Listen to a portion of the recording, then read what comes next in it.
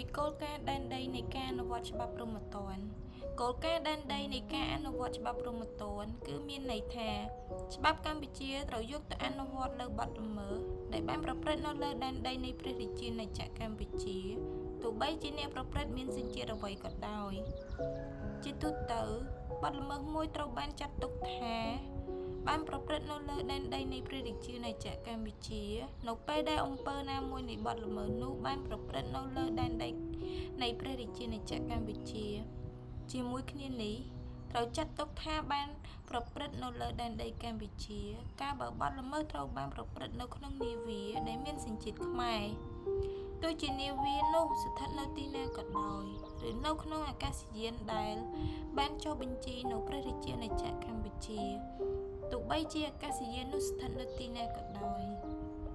ទន្ទឹមនឹងនេះប្រសិនបើការផ្ដាំគំនិតឬក៏ការផ្សំគំនិតកើតនៅលើដែនដីនៃព្រះរាជាណាចក្រកម្ពុជាក៏ត្រូវចាត់ទុកថាបានប្រព្រឹត្តនៅលើដែនដីកម្ពុជាដែរក៏ប៉ុន្តែអំពើផ្ដាំគំនិត